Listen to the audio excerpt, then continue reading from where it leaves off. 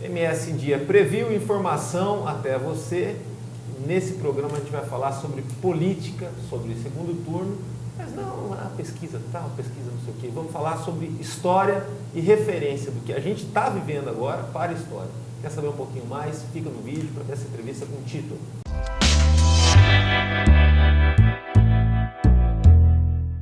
Tito, obrigado pela visita aqui. Fico Prazer muito é feliz meu. de ter um olhar científico sobre a política, sobre as eleições. Vamos tentar.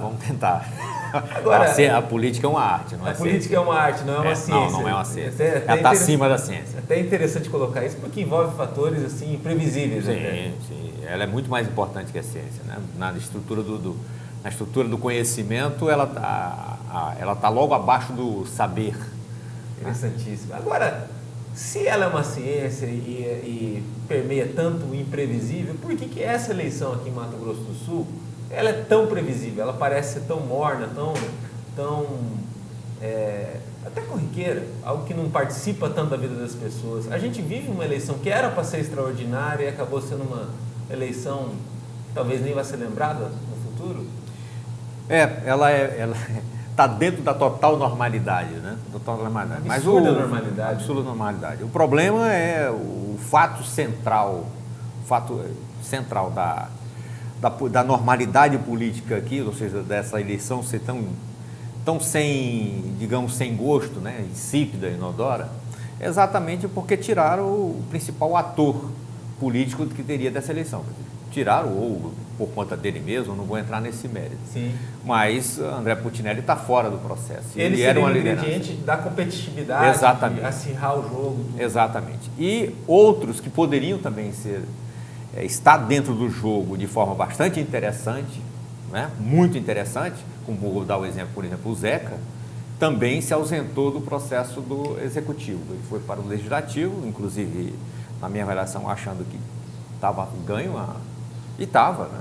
Se você olhar no cômputo geral aí... Fez o trabalho de base, estava bem na pesquisa. Exatamente. E de repente não se elege. Mas o Zeca poderia estar nessa disputa tendo um papel bastante interessante. E se ausentou. Não se sabe por quê. Outros elementos dentro do PMDB também, extremamente importantes, poderiam estar no jogo, poderiam estar dando uma contribuição extremamente importante nesse processo eleitoral. Eu cito aqui Simone Tebet, que se ausenta também, não se sabe por quê, está muito mal explicado. E o Moca é outro também, que é um político excelente, um grande parlamentar, poderia estar no jogo aí na disputa. Ou seja, não está. A gente precisava de 3 vias para que essa eleição fosse interessante. O MDB exercer aquele protagonismo que ele teve. O protagonismo que eternamente teve, exatamente. Ele deveria estar no jogo. E aí ele inventa para o jogo de uma maneira protocolar, com o Júnior Mock, até cumpre um papel heróico, né? Um bom candidato, mas é um candidato ainda muito jovem. Chegou tarde. Exato, né? Chegou tarde, né? Jovem nesse sentido. Né? Sim. Agora, aí parte com uma polarização entre o Juiz Odilon, PDT... Aí vamos aos fatos. E o Reinaldo, né? que é o atual governador, que vai para uma reeleição. Exato. Aí você tem o candidato à reeleição, fazendo uma administração que não foi nenhuma maravilha, mas efetivamente não foi ruim, não é uma administração ruim, é uma administração, digamos que ele fez bem o arroz com feijão, né? Uma administração bem PSDB, é um modelo PSDB, né? Isso não diminui o Reinaldo, por favor, não diminui o Reinaldo como administrador. E que acaba se valendo também da crise. Né? Exatamente. Então ele faz uma administração que deveria ser feita, digamos, no cômputo geral. Ou não fez nenhuma coisa maravilhosa. Então ele vem com esse protagonismo, olha, eu vou dar continuidade e fazer esse trabalho. E por outro lado você tem um elemento, uma candidatura, né, um player que ele foi muito importante no pré-eleição, né, digamos assim, mas durante a eleição já era mais ou menos previsível o que ia acontecer, né? O judiciário é uma ciência, a justiça é uma ciência, a política é uma arte, ele não tem vivência nenhuma nessa arte, né? E isso é muito visível na sua postura, na sua forma de ser, na sua campanha, né? É muito visível.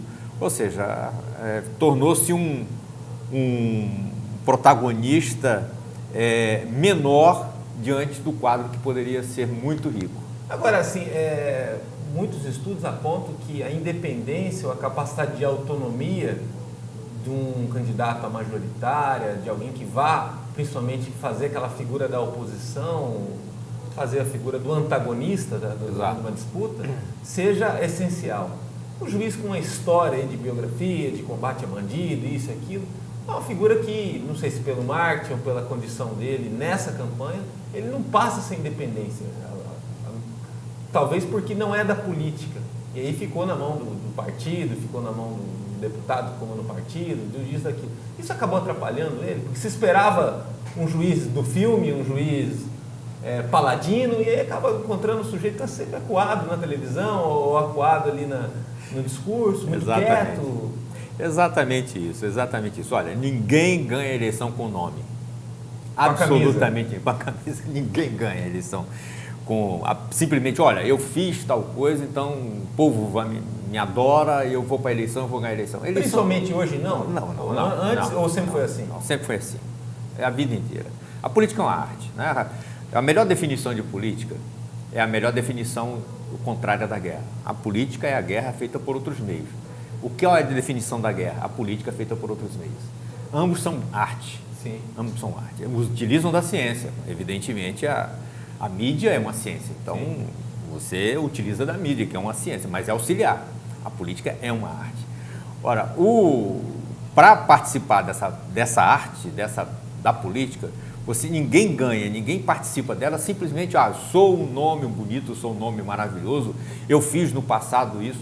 Tá aí, tanto no nacional quanto agora, isso está muito claro, né? Você tem, o Lula fez uma grande administração, assim como o Fernando Henrique fez uma grande administração. Agora, só a administração do Lula, só o nome do Lula, ele tem uma importância, mas ele não é suficiente simplesmente para ganhar a eleição. Ou seja, outros elementos aqui no Brasil, e vamos até colocar o Estado, eleição trabalha muito o momento do candidato.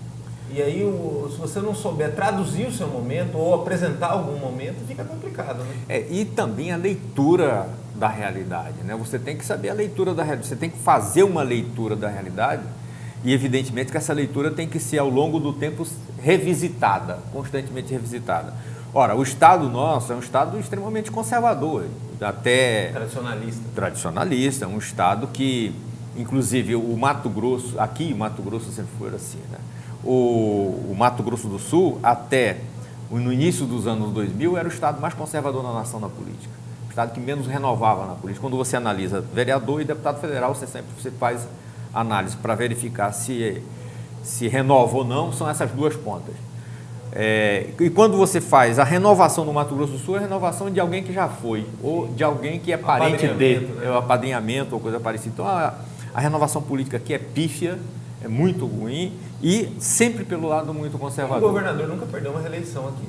É muito difícil perder a eleição aqui nesse estado. Então, a política aqui, ela é dada sempre pelo lado conservador. Ela tem que ser objetivada pelo lado conservador. Isso é a leitura que você tem que fazer. Ora, você fazer uma leitura aqui, participar de uma arte dessa, com uma visão que não vá de encontro aos anseios conservadores do Estado, a possibilidade de você perder é muito grande. Aí você vai dizer assim, mas o Zeca ganhou a eleição.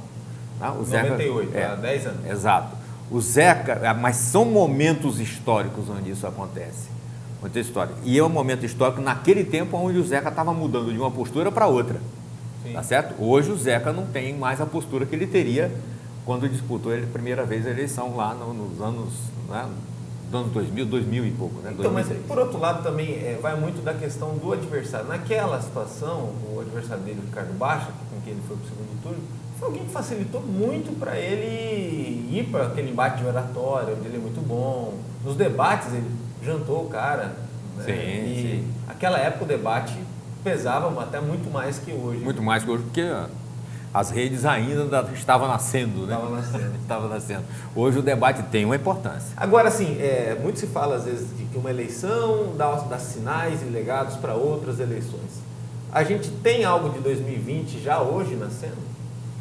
Ou essa eleição está tão morna, está tão morosa? Está tão morosa. Tão fraca que, putz, daqui até 2020 está tão longe. Eu acho que ela pode dar algum sinal se por acaso logo em seguida o Reinaldo já descobrir o seu sucessor, né? Ou seja, não, eu vou fazer esse sujeito.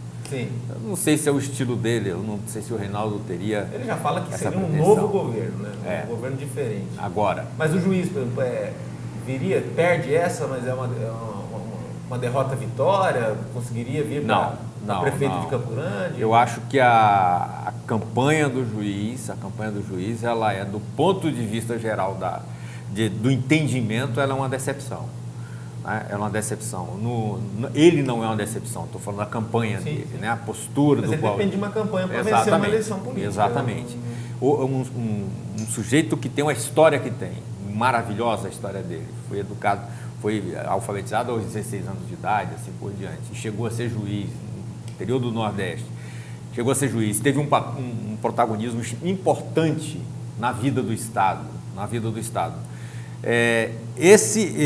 essa história e esse protagonismo, ela poderia ser muito melhor utilizada, poderia ser muito bem utilizada nessa arte de fazer política, e exatamente está dentro de um contexto conservador, e ele não usa isso. Ou seja, não entendo muito bem os marqueteiros dele, não sei se é ele que dita também os caminhos de sua trajetória política, mas de maneira geral não uma campanha... Não aconteceu, uma campanha decepcionante.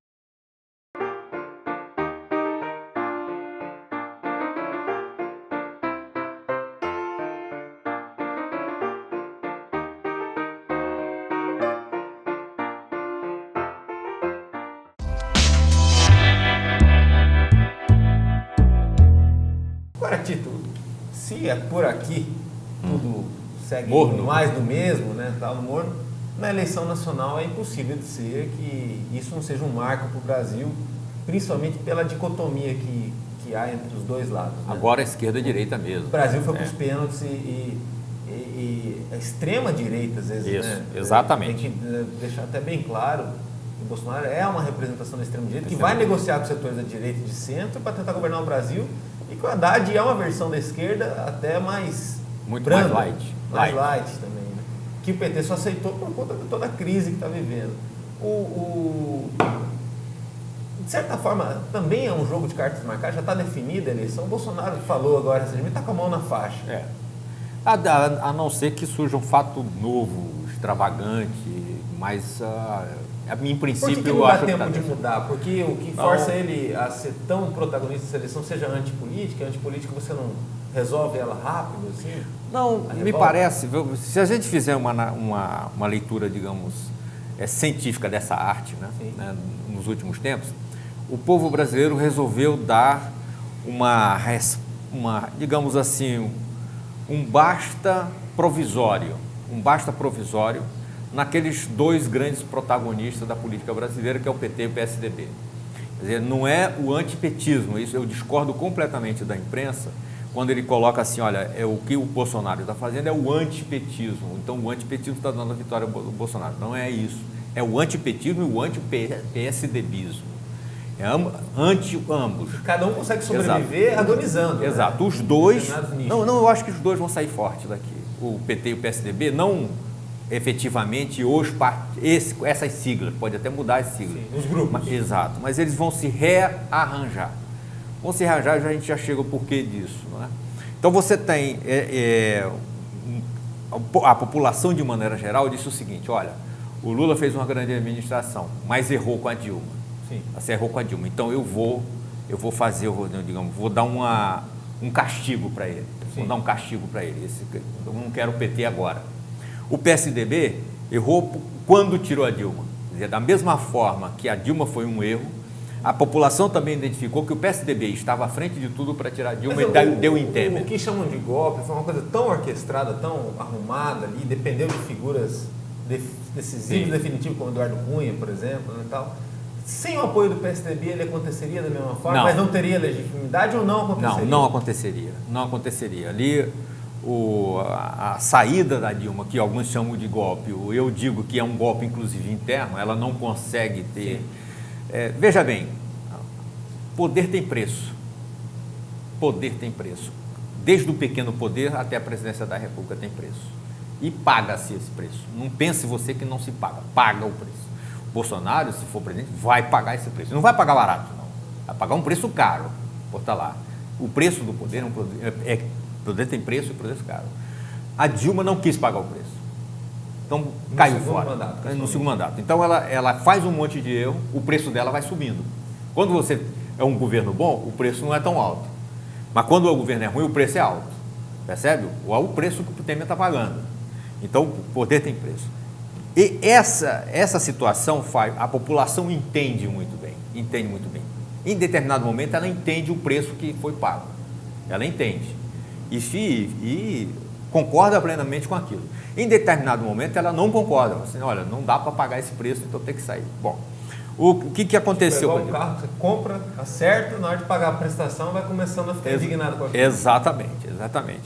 Então, essa eleição agora, você tem errou com a Dilma e o outro errou em tirar a Dilma.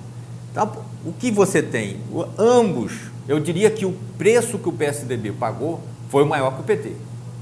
O preço, não sei se talvez o marketing que o PT utilizou, golpe, tenha caído melhor. Não é? Sim. mas o fato é de que o seguinte, a população diz o seguinte, olha, eu quero fora os dois. Que a administração petista ela é mais recente do que o PSDB, que tem explicações técnicas e econômicas para dizer que deu certo, e o Plano Real já está lá atrás. Tem muita gente que nasceu depois do Plano Real e que vota hoje. Não, mas ela sempre esteve em estados importantes. Mas será que o PSDB, por exemplo, que é tão oligárquico, né, aristocrático, não conseguiu se renovar? O Dória, por exemplo, seria o presidente ideal, o candidato a presidente ideal do partido, e aí acaba indo de Alckmin, que teve uma participação esquisita, né, nessa eleição. O PSDB precisa de uma renovação profunda.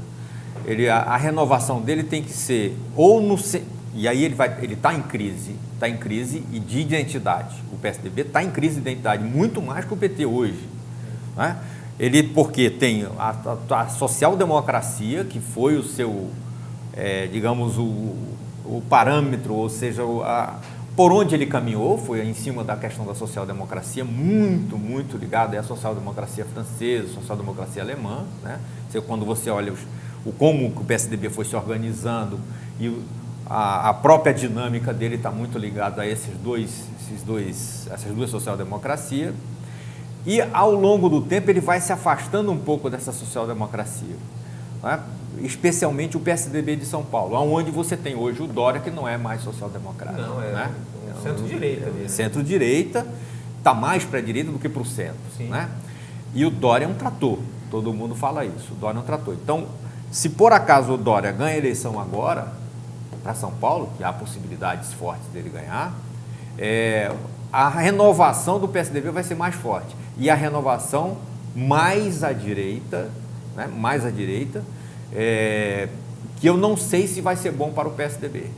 O PSDB, na minha avaliação, ele teria que voltar às suas origens, aos seus grandes nomes. Às vezes quer ganhar num primeiro momento para perder depois num segundo, coisa que o PT não está fazendo, pelo menos nem que perca essa eleição, assumiu um papel de tentar reativar ou revivar aquilo que ele tem de DNA, que ainda conseguiu conquistar o brasileiro lá atrás.